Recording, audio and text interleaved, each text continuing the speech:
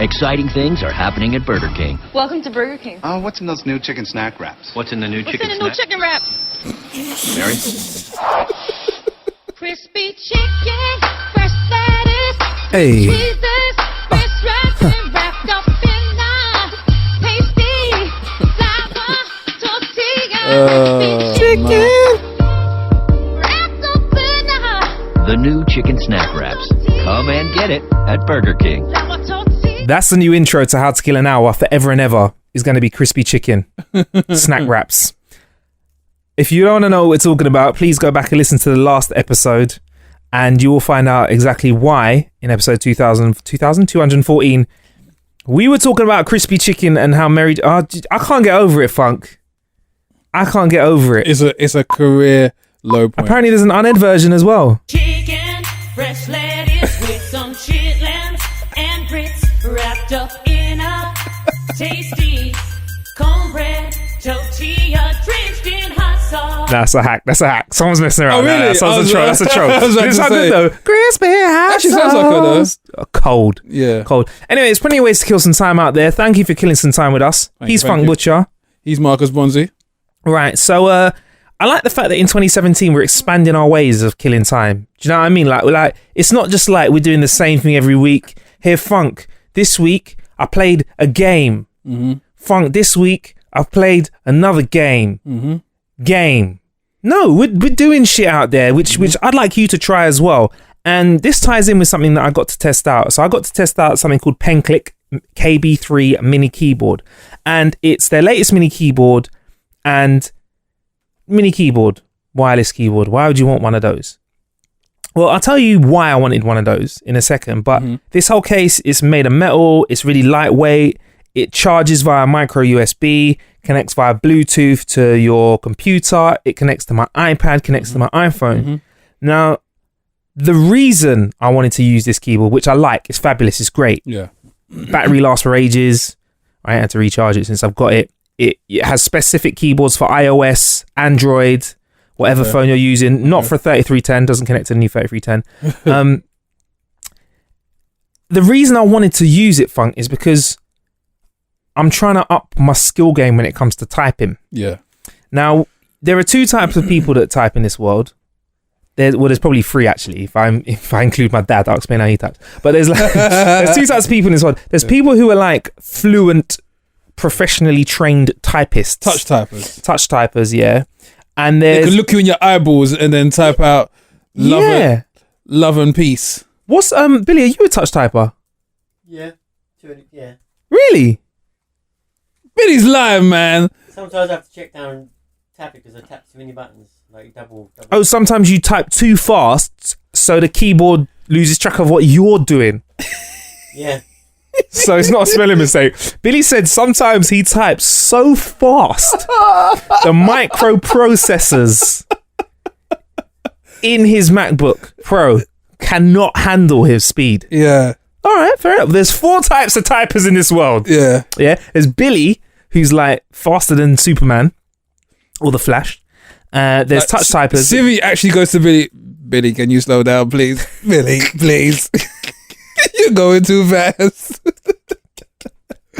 Or there's my dad, who's like the other end of the spectrum, who's One like, finger typer. He's got one finger. Yeah. He gets two one fingers and does the da-da-da-da-da. And I'm kind of like between the one finger and the touch type, but like I have to look down at the keyboard a lot, and I've realized that I don't type properly. Yeah.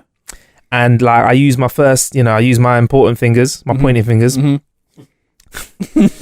Shout out to them. But I realize there's like a proper way to type, and I know a few people that can touch type. They can literally look at you and just go brrr. And actually I was in the How to Kill an Hour offices, and somebody else recommended. No, I was actually watching someone else type, and they were just smashing it. Like I was like looking at them, and all you heard was like PA and receptionist gang. Yeah.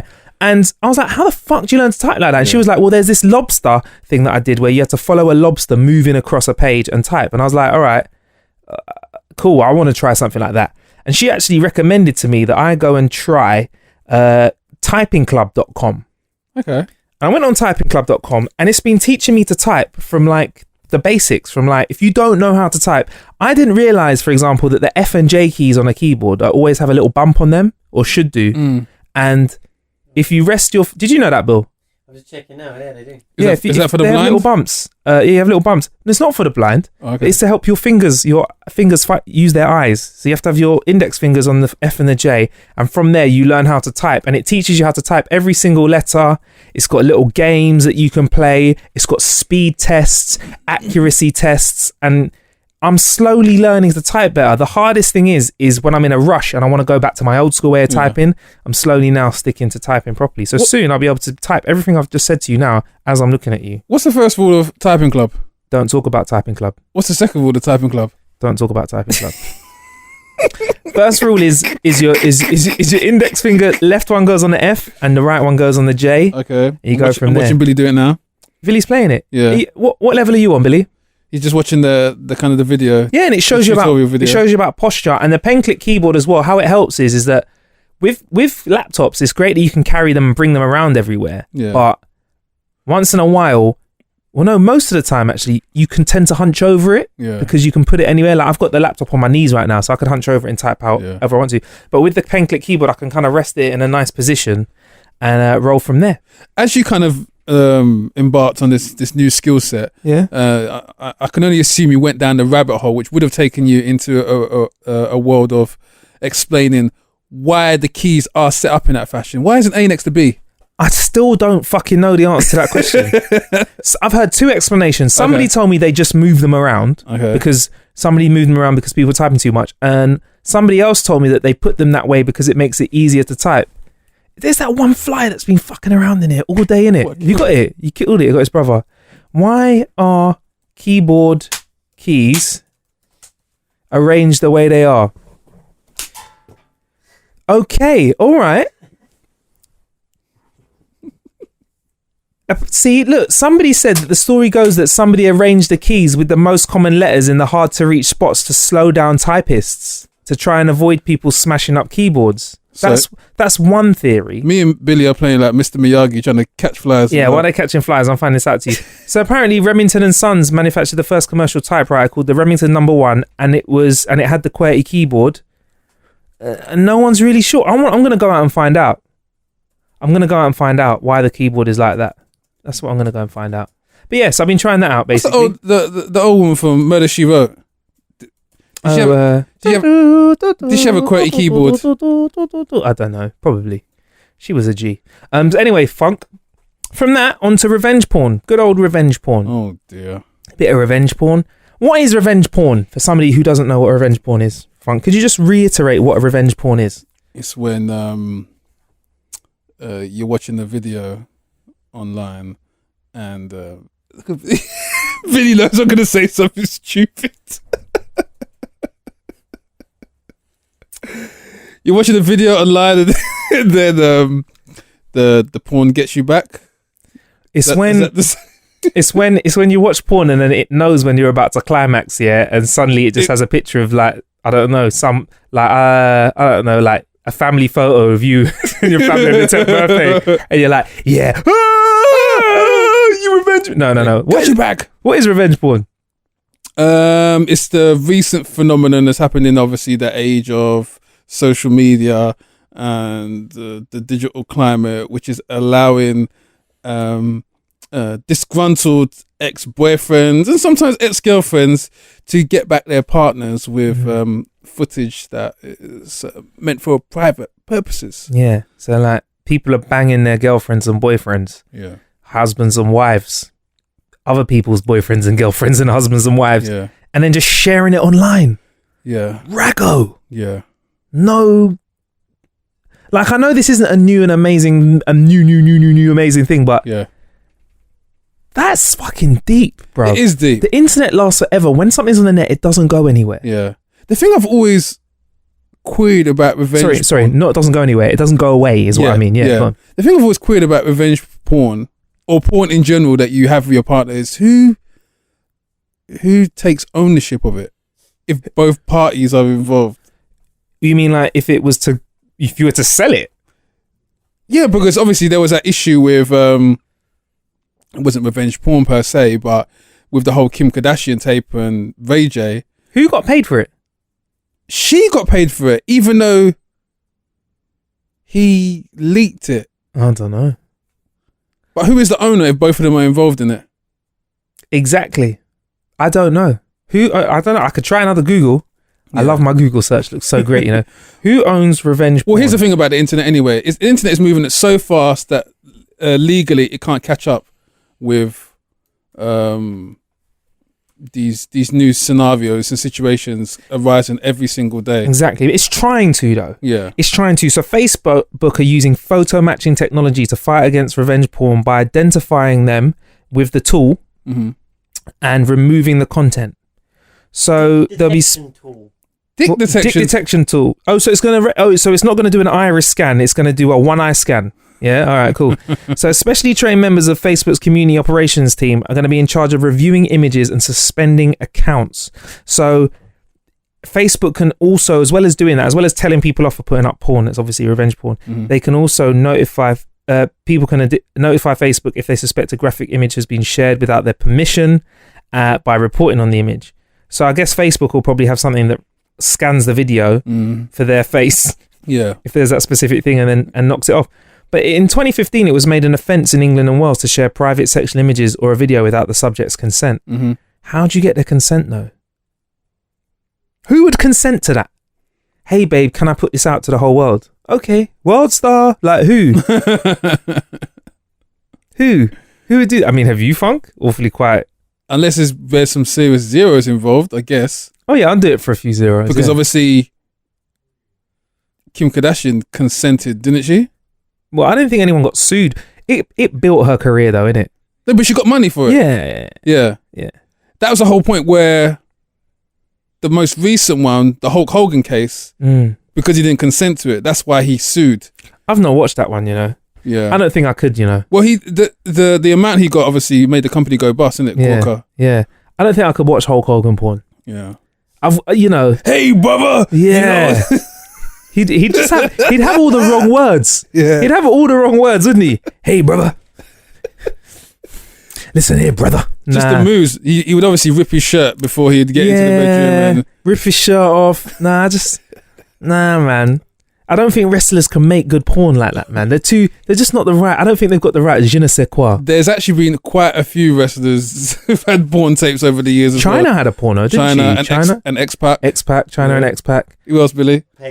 Paige. Who else had a porno, Billy? That's all I know. That's all he knows. Yeah. Crazy. But yeah, like I think moral of the story is don't send it out there unless you're cool with it going out on everywhere. Like, I think this kind of brings us onto the whole Facebook. Facebook have had a lot of pressure leaning on them recently because some world events have actually forced them to kind of do a little bit of a U-turn on their whole kind of censorship policy and giving up parts of their extensive database to governments, whether it be the issues which happened in Westminster and now this revenge porn and the incidents which happened with Facebook Live over the past couple of days. So people have been fucking shooting their heads off. Yeah. And shit on Facebook Live. Yeah. So literally Facebook are now trapped in a position whereby Facebook is essentially like a notice board, but now Facebook are kind of coming into the realm that they have had to assume responsibility for what people put on that notice board. Should it be their fault though? I don't, and this is the thing, because it's just like anything in the world. There's good things and there's bad things, and what actively happens is that the bad gets more publicity than the good. Yeah, always. If you was to use Facebook to raise £1 gajillion for, it's not gonna get. Yeah. But again, if you was to use Facebook to kind of put on a TV show of people dying on it, then people will kind of concentrate on the horrors and the evils of Facebook. Yeah. But I guess Facebook is a messaging tool, and that famous adage, don't shoot the messenger, but that's what we're clearly doing. Yeah, well, Facebook, even though I do agree with that, they have got in a little bit of hot water recently, and this literally has been getting some heat over the last day or so. But they've been accused of hypocrisy after they would be found to be promoting sham advertisements. So there's been like fake news. So even my dad told me, I spoke to my dad, apparently there was news about Hugh Laurie being dead. And it was a paid article. So it wasn't real news, but it was a paid article to bring people into their site. And they paid Facebook for the adverts, and the advert got through the system where really it shouldn't have, because it wasn't real news. But have you seen that feature on Facebook recently of how to spot fake news? Yeah, and they've actually tried by creating. Yeah, Facebook have made their own articles. They've apparently done TV spots in other countries as well, or put media up to get people to work out what is fake news. Like, is it the one where it says verify sources? Yeah. I'm like, really? What's your issue with that? Are we that dumb? Clearly we are. Are we that dumb? Clearly we are. I question everything. The US elections actually showed that. I mean, aside from people voting for Harambe during the the elections, there was an interview put up where famously Donald Trump was supposedly on a chat show in the 80s, and he said these things about the Republicans, and it turned out to be completely fictitious. And it was stories like that were put out, similar stories about Hillary, which actually swayed the vote leading up to. So I guess assuming common sense is common is probably one of the greatest flaws a lot of us have made. I mean, it can work well. Propaganda can work well. I mean, I'm a big believer that it got Britain through the war. Like, you know, a lot of propaganda, you know, making things seem better than they were. We need you, that sort of stuff. I get it, yeah. But I would be as skeptical about those sorts of posts as I would be about opening the paper. I even question books. And like, you know, because people are like, it's in a book. I read it in a book. Of course it's true. It's real. I'm like, nah, maybe not. Do you know what I mean? So, you know, like, if you see an article though, which is a paid for ad, you can presume that it's a bit weightier in terms of its realness than if it's just a post. Like if I was to post the Queen has died, this is an actual post that went out, or you saw like How to Kill an Hour exclusive, like paid advert, the Queen has died, people might be like, oh right, the Queen's died. But these are just clickbaits to get people in. I think it's Facebook's responsibility to be like, come on now, like we'll let you chat your shit, probably even let you say stuff that we don't agree with because it's wrong. Is that Facebook's responsibility though? If they okay ads, they should at least vet ads and say, look, you can't advertise something as news that isn't real. But I guess these ads are coming from private companies, so I guess how they spend their money, if it could be a PR campaign, a PR ploy. So this is the thing. But you got a responsibility though. Like if I wanted to have like big dick porn, big batty porn, and paid for an advert, and I said, yeah, fine, I want you to advertise to ages 0 to 5. Facebook have to say, no, that's not appropriate. We're not going to do that, for obvious reasons. So if something's a lie, they should also step in as well. But I guess that's because that has more criminal elements more so than the actual content. So I guess if you were to say something that is completely fictitious, like Lionel Richie is dead and he's not dead, and there is no criminal element against kind of putting that kind of news out there, I guess it's malicious, but I guess it's not against the law. These companies can choose to kind of use their money in which way they see fit, and a lot of the time these companies are doing it to build and garner a whole kind of market employing campaign.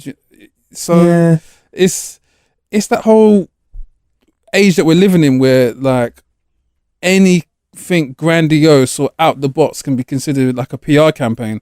So, well, I'm very skeptical. Anything I see like that, I'm just like, I take all those steps, check it's real. Anyway, so Facebook cracking down on your revenge porn. Don't be sending out them pom-pom shots. Don't be sending those nudes with your face all in it. Get me? Whoop. Oh, that fly's still in it. Right, anyway, there's plenty of ways to kill some time out there. He's been Funk Butcher. He's been Marcus Bronzy. Anything that we talk about on the show, you can check out by going to howtokillanhour.com. We also have a blog. Surprise, surprise. You can access it by going to what website, Funk? howtokillanhour.com/blog. Now, I know we're killing it, but can we just, so that I can get it out of my system and never have it on the show ever again? Iron Fist. Not joking. No. Can we do the Mary J. Blige Burger King advert one more time? I mean, is it unreasonable if I do it one more time? Last time, go on. Can we have a vote? Billy, are you all right with this? Yeah, go on. He's like, yeah, go on. Exciting things are happening at Burger King. Welcome to Burger King. Oh, what's in those new chicken snack wraps? What's in the new chicken snack? chicken wraps? Mary? Crispy chicken, fresh lettuce, 3 cheeses, French fries and